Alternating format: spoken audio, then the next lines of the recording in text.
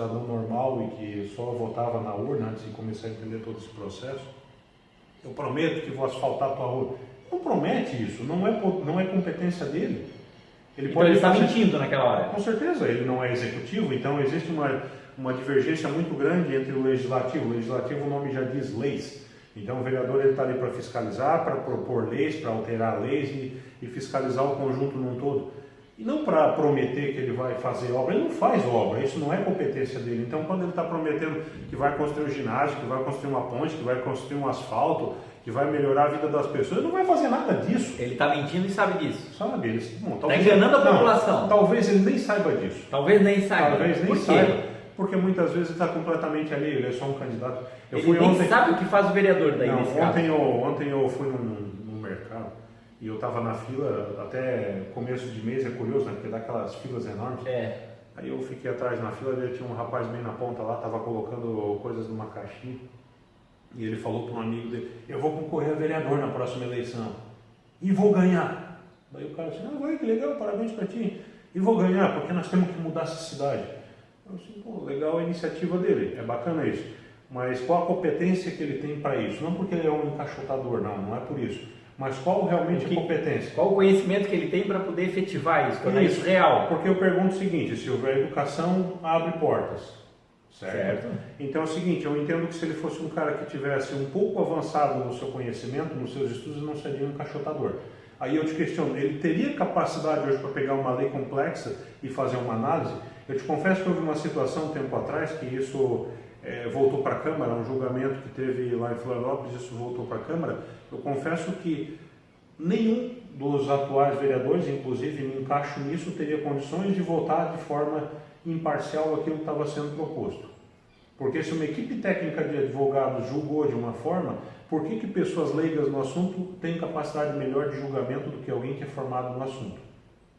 Então existe essa questão toda. Eu não me vejo com um preparo total hoje para legislar em determinado assunto que me caia no colo. Preciso votar isso hoje. Eu não vou votar, eu não tenho conhecimento de causa. Primeiro eu vou ter que ler, interpretar, procurar um jurídico que me oriente melhor qual que é a melhor solução para aquilo.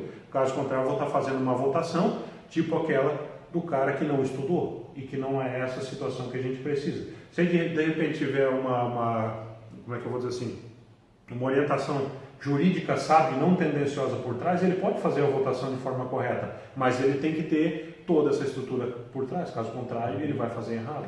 Então vamos resumir. A única coisa que o vereador pode fazer, pode prometer efetivamente, é trabalhar no sentido de melhorar a estrutura das leis do município, é isso? É isso que ele pode prometer. Basicamente, se ele prometer alguma coisa fora disso, é só promessa. É só promessa. É isso? Exatamente.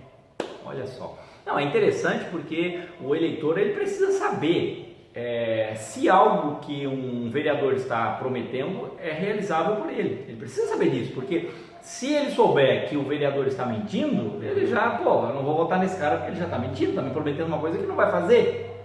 Né? Agora, qual que é a importância de saber que o vereador pode prometer isso ou aquilo em relação às leis municipais? Ele tem que ter primeiro conhecimento de causa. Lá dentro da Câmara de Vereadores existe lá a legislação, o que é a Câmara de Vereadores. Entendo que todo vereador, antes de se lançar a um candidato, deve de ler aquilo lá, onde tem toda a regulamentação do que é uma Câmara de Vereadores. Assim, existe um livro chamado Vademecum. Ontem à noite, até numa conversa com amigos, a gente falou a respeito disso.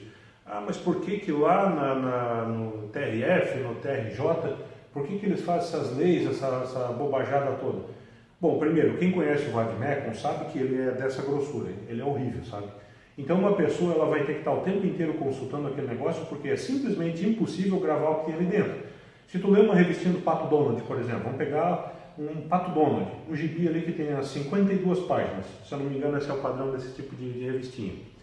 Tu leu uma historinha, tu gostou da historinha, tu entendeu o contexto, tu não vai conseguir reproduzir balãozinho por balãozinho do que está escrito ali, tu vai reproduzir um contexto. A ideia é macro. Exatamente. Tu vai falar, tu vai discorrer a respeito daquela historinha que está escrito no gibi, mas não necessariamente tu vai reproduzir o que estão nos balões, até porque o cérebro não consegue associar esse tipo de coisa. Não, é possível.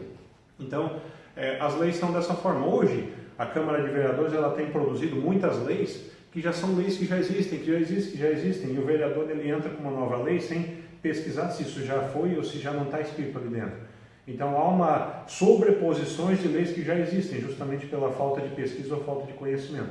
É fácil a gente pegar e escrever alguma coisa, pegar e colocar lá. Até porque assim, existe uma coisa que o cidadão comum não sabe, que é a tal da indicação. A indicação do fulano foi bacana, a indicação do ciclano foi bacana. Realmente ela é bacana, ela pode ser bacana, mas ela é pouco produtiva, porque ela é só uma indicação. E o cidadão comum também pode fazer uma indicação. Ele pode ir lá na prefeitura, eu gostaria de fazer uma indicação para que aquele bueiro que está aí aberto ali na frente, ou que essa semana caiu uma criança dentro, fosse tapado. Então o cidadão comum pode fazer isso, não precisa de um vereador para ir lá, isso é um problema do município. Interessante isso. E como é que o cidadão comum faz isso? É só ir na prefeitura. Vai na prefeitura? Sim. Ou ele procura e qual o procedimento? Não, o cidadão comum é de direito dele fiscalizar, ele é um fiscal. Ok, é interessante isso, a gente colocar isso porque muitas pessoas não sabem disso. Então ele vai na prefeitura e pede uma...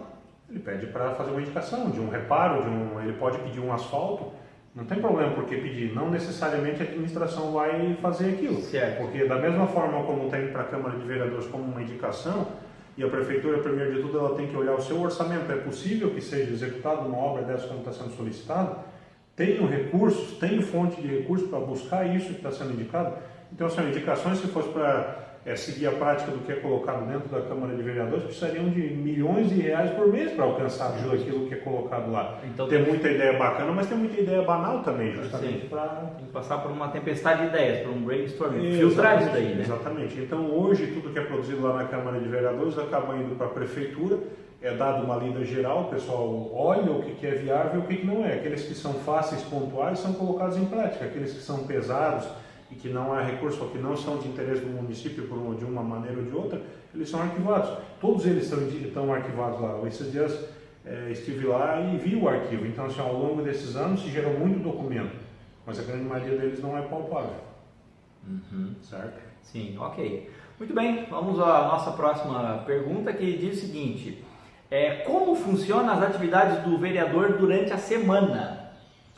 A atividade do vereador vai da vontade de cada um trabalhar ou não. Ele é vereador de manhã, de tarde, de noite e dormindo. Essa é a realidade. Ele é eleito vereador, ele é eleito vereador. Ele é como um governador, um prefeito. É diferente de um funcionário, por exemplo, que ele inicia às 7, vai ao meio-dia, retoma o trabalho a 1 e vai até às 5h30, por exemplo. Não funciona dessa maneira. O vereador ele não tem horário. Não, ele não tem horário. Ele pode concentrar o trabalho dele todo de manhã, pode concentrar tudo à tarde, pode concentrar tudo durante a semana ou trabalhar de forma difusa. Isso vai muito na interpretação ou não fazer nada também. Ou não fazer nada. Ele pode cruzar os braços. E só ir lá e votar. Vai lá, vota uma vez por semana e vai embora. Inclusive a interpretação das pessoas, é muito caro o salário do vereador para ele ir lá uma vez por semana só para ficar 2 horinhas lá discutindo bobajada. Essa é a interpretação. Mas na prática não é a realidade, não é assim que funciona. Ele vai lá, mas a forma como cada vereador trabalha é o que está na sua consciência, não aquilo que o eleitorado interpreta. Ele lá na Câmara é só uma mera justificativa daquilo que ele trabalhou, daquilo que ele construiu durante a semana. Certo. Ele está tentando efetivar as ideias que ele teve durante a semana. Exatamente. Inclusive houve uma discussão agora recente. Não houve a sessão de segunda-feira na véspera do feriado municipal, dia 22 de outubro. Foi feita uma extraordinária, daí veio a pergunta: a extraordinária daí remunera? Não trabalharam naquele dia, daí remunera a extraordinária? Não remunera. A extraordinária foi feita para compensar aquela que não foi feita naquele dia. O que não justificava não ter sido feita também, porque todo mundo trabalha normalmente, também poderia ter sido realizado. Mas se foi feito uma extraordinária para compensar, tudo bem, né? Isso. Ok, então a gente viu algumas coisinhas nesse sentido. Então, aqui na cidade particularmente, a Câmara funciona às segundas-feiras, e aí toda segunda-feira está lá o vereador debatendo aquilo que foi gerado durante a semana, durante os dias anteriores. Exatamente. É isso? Basicamente isso. Ok, muito bem. Agora, outra questão importante é quantos dias de recesso, que seria o correspondente às férias aí para o cidadão comum, tem um vereador por ano? Como é que funciona isso? Aí outra situação, o Braço Norte conseguiu reduzir 15 dias o recesso. Tá? Naquele primeiro período ali do qual entraram os vereadores, foi em 2017 que que iniciou o mandato, certo? Eleições de 2016, entrada de 2017. É, isso.